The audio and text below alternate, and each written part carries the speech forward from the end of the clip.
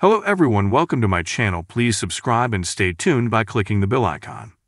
Everything now on Netflix, between Euphoria, Heartstopper, and Sex Education.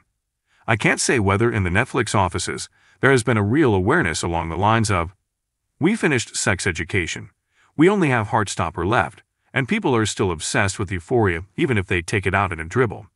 As if it were a kidney stone, so now we're inventing something that still draws from that world, just so as not to lose our grip on that audience. It may well be that this is not the case, although it is entirely probable that Netflix knows at any moment how many and which series it has in play for each type of audience. But the fact remains that the coincidence is striking, and that everything now really has the flavor of products that we have already seen and even appreciated on Netflix, with the clear intention of following suit. The good thing is that everything now, despite its limitations, actually has something personal to say. The absolute protagonist is Mia Polenko, played by Sophie Wilde, a 16-year-old girl who, after spending 7 months in the clinic to escape the tunnel of anorexia, returns to her family and above all to school, seeing her usual group of friends again. Mia couldn't wait to get back to real life, and she even wrote a list of things she would like to do now that she's finally free. I imagine that initially this list was supposed to be the focus of the story, so much so that the series was supposed to be called the F*** Kid Bucket, the list to fuck you. But on balance, it is not so central to the plot, and they preferred to directly change the name of the series. The problem is, obviously, things don't go as smoothly as the girl had hoped.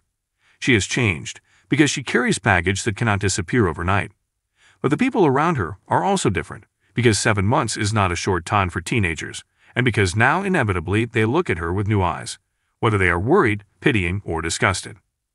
The everything now of the title is nothing other than Mia's main desire. That is to skip ahead in order to get her whole life back. And the series is based on the difficulties of achieving that goal. Because reality, more often than not, it's a little more bitchy than fantasy. Before I mention the limits of everything now, which are quickly explained, it may be due to its clear resemblance to Heartstopper and Sex Education, which inevitably takes away a pinch of originality, or it may be due to the quite deliberate choice not to indulge in strange experiments. Preferring the path of an overall ordinary teen drama, the fact is that everything now can hardly escape from its little garden of things done in Medino, but without particular flashes. The comparison with Euphoria, then, comes spontaneously more than anything else due to the choice to deal with potentially strong themes in a context of adolescence, but the desire to hit the viewer hard with extremes of discomfort and violence aimed at breaking down the wall that divides reality from art and poetry.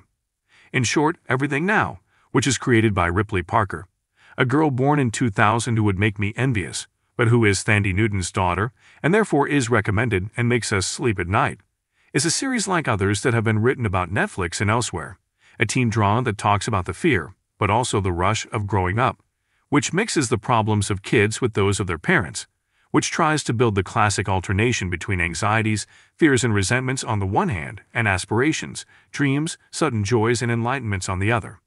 In fact, everything now starts from anorexia, and instead of telling us about the disease, it tells us about the next phase, that of the return to life and, of course, the possible relapse.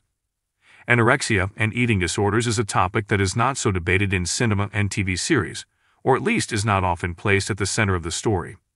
Not in comparison to other problems of adolescence, and not just adolescence, such as alcohol, drugs, or issues related to gender identity, which are all the rage in recent years. Anorexia is probably such a delicate topic that you make mistakes, and putting it at the center of everything, basing it on the protagonist's entire experience, still carries with it something courageous. This is the reason why everything now, instead of following the path of experimentation, instead chooses a largely didactic tone, leaving the images and thoughts of the protagonist, told directly with voiceover, the task of describing with precision and little ambiguity the lump of thoughts that swirl in Mia's mind. If we usually consider the didactic approach to narration as a flaw without ifs or buts, in this case, I feel like making an exception, precisely because the underlying theme, relatively little debated, does not run the risk of seeming repetitive and already heard, and indeed calls for a treatment that is clear, and which is clear also and above all for younger spectators, to which everything now certainly aims, who need certainties and specific information. There are many points in which, looking at the series from the point of view of adults and without particular problems, we would consider Mia's behavior strange, without understanding the reason for certain of her outbursts and certain of her discomforts. which is the same thing that always happens to us when we find ourselves faced with situations, especially of psychological distress, that we do not know how to understand but which we persist in evaluating with the tools of our experience. The work that the screenplay of Everything Now puts into describing Mia's mind and her treatments, managed by an excellent Stephen Fry, is precious because it challenges us to grasp the nuances, the cracks. It puts us in front of a mental reality that perhaps it is not ours, but it exists and it actually has its own logic, once we understand the structures on which it is based. And we are talking here about many themes, such as the relationship with one's own body, the gaze and the judgment of others, the difficulties of being perceived as victims, and so on. If we were to find the true value of Everything Now, which would otherwise be a teen drama like many others, it is that, especially in the first episodes, it makes a lot of effort to open our awareness to situations that we are not used to handling, and which, however, makes a lot of sense to know, even though within the limited possibilities of fiction. I can't tell you if reality is actually like this. I can't say when Everything Now, in dealing with the topics it deals with, is accurate.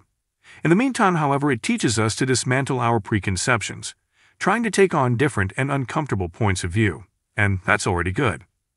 In all honesty, we must also point out some parochialisms, some compromises that the series accepts in order to still be a Netflix series that can reach a wide audience, and that is at least a little glamorous. Hence the casting of the protagonist, who just needs a little soap and to glitter to become a slut like many girls probably dream of.